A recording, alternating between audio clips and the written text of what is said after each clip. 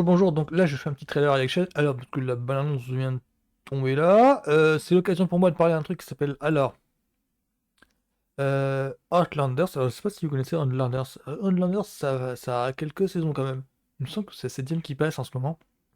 Alors, Outlanders, pour essayer de résumer, c'est même un compliqué, complexe.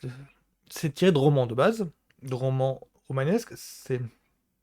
J'ai tendance à penser que c'est un petit peu pour public cible, le public des Dr. Queen, et je crois qu'il y a aussi une série qui s'appelle Le cœur a ses raisons, c'est un petit peu près dans ce genre-là, en style littérature romantique.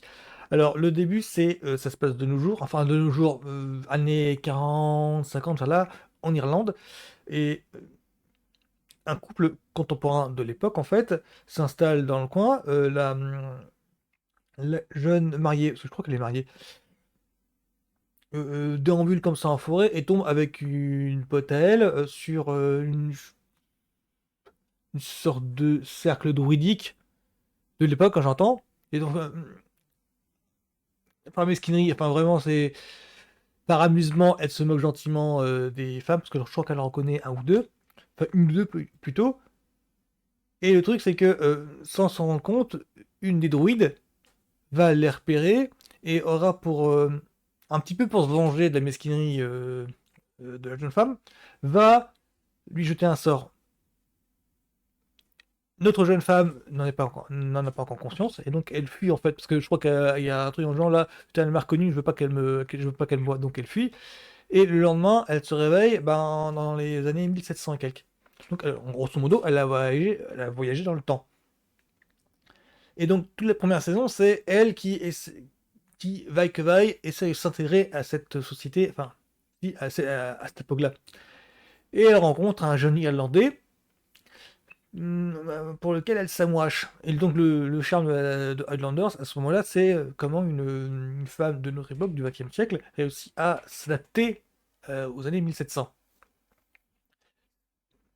Il y a une histoire d'amour qui se prolonge dans ce sens-là, en fait. C'est que l'amour entre elle et puis le mec de 1700. Outlander, c'est ça. Parce que c'est pas du tout un truc, parce que moi, c'était ma première déception avec Outlander, c'est que ça ne se joue pas sur le côté paradoxe temporel, comment elle va faire pour revenir dans son futur du tout. Non, non, non, du tout, du tout, du tout, du tout, du tout. C'est vraiment une sorte de littérature vraiment romantique de l'époque.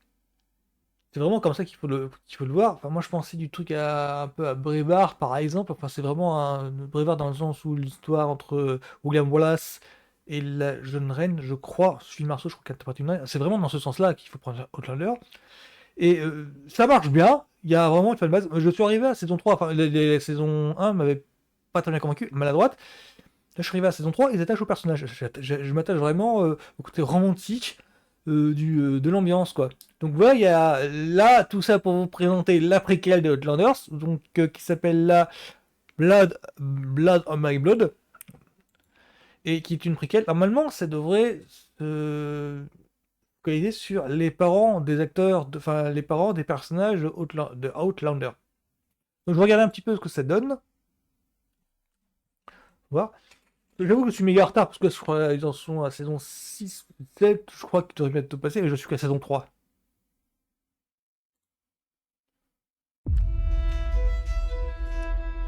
I've decided to call you my hope.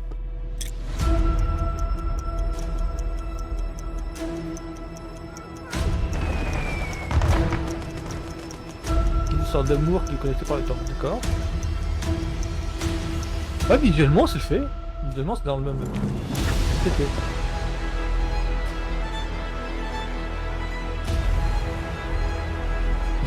Sinon, c'est que ce plan de la fougère, ça aurait pas quelque chose. Ah, il y a plus de ressemblance, I ouais. am adrift.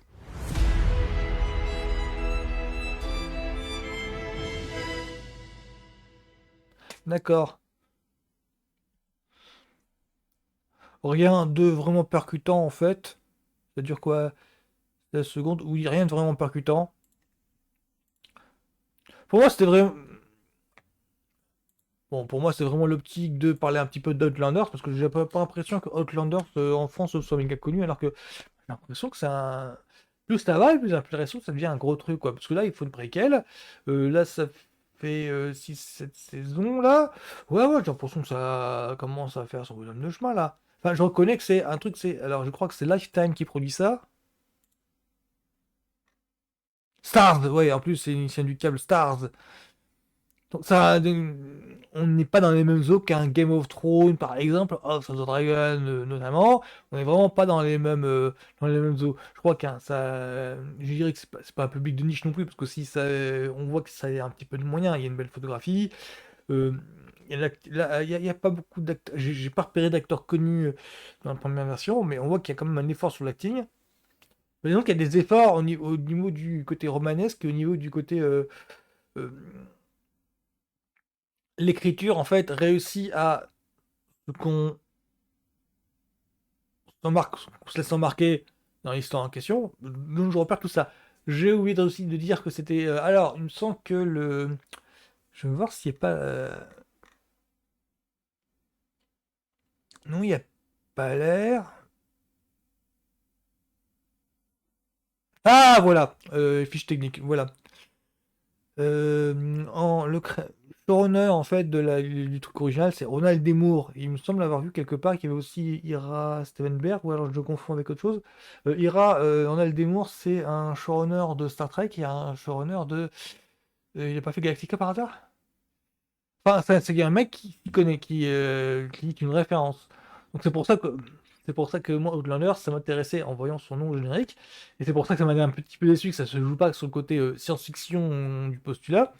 Mais c'est à conseiller. Donc ça s'appelle Outlanders. Et donc il y aura donc la préquelle, spin-off préquelle, cet été.